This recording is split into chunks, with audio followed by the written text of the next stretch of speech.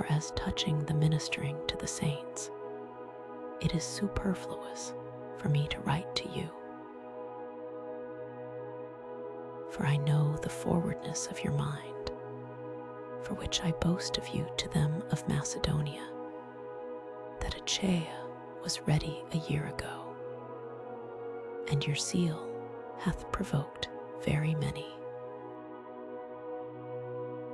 Yet have I sent the brethren, lest our boasting of you should be in vain in this behalf, that, as I said, ye may be ready. Lest haply, if they of Macedonia come with me, and find you unprepared, that we say not, ye should be ashamed in this same confident boasting. Therefore I thought it necessary to exhort the brethren, that they would go before unto you, and make up beforehand your bounty, whereof ye had notice before, that the same might be ready as a matter of bounty, and not as of covetousness.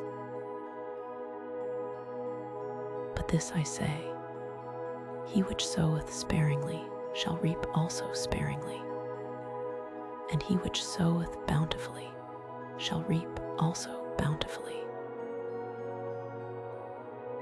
Every man according as he purposeth in his heart, so let him give, not grudgingly, or of necessity, for God loveth a cheerful giver. And God is able to make all grace abound toward you, that ye, always having all sufficiency in all things, may abound to every good work. As it is written, he hath dispersed abroad, he hath given to the poor, his righteousness remaineth forever. Now he that ministereth seed to the sower, both minister bread for your food, and multiply your seed sown, and increase the fruits of your righteousness, being enriched in everything to all bountifulness, which causeth through us thanksgiving to God. For the administration of this service not only supplieth the want of the saints, but is abundant also by many thanksgivings unto God, whiles by the experiment of this ministration they glorify God for your professed subjection unto the gospel of Christ, and for your liberal distribution unto them, and unto all men, and by their prayer for you, which long after you for the exceeding grace of God in you. Thanks be unto God for his unspeakable gift.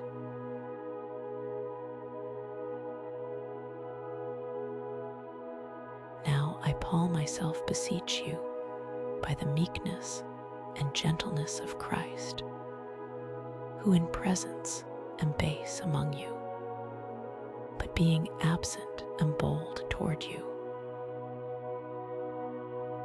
But I beseech you that I may not be bold when I am present with that confidence, wherewith I think to be bold against some, which think of us as if we walked according to the flesh. For though we walk in the flesh, we do not war after the flesh. For the weapons of our warfare are not carnal, but mighty through God to the pulling down of strongholds, casting down imaginations, and every high thing that exalteth itself against the knowledge of God, and bringing into captivity every thought to the obedience of Christ, and having in a readiness to revenge all disobedience when your obedience is fulfilled.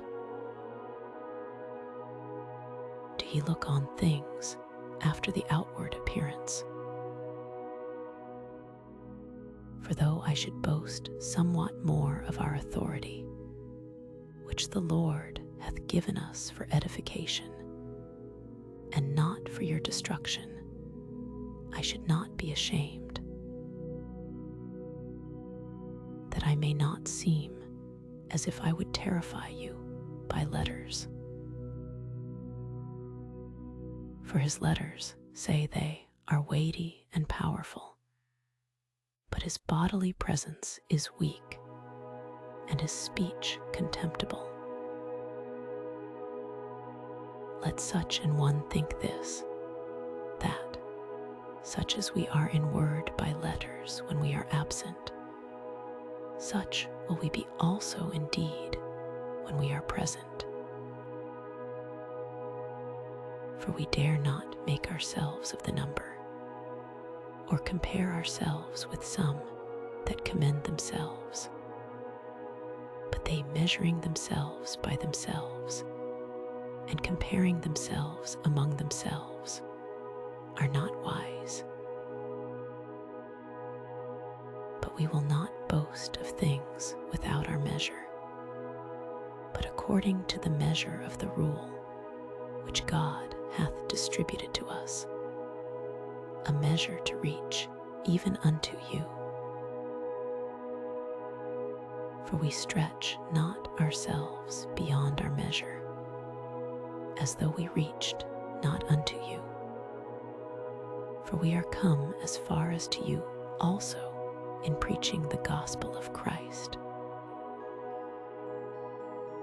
not boasting of things without our measure, that is, of other men's labors, but having hope, when your faith is increased, that we shall be enlarged by you according to our rule abundantly,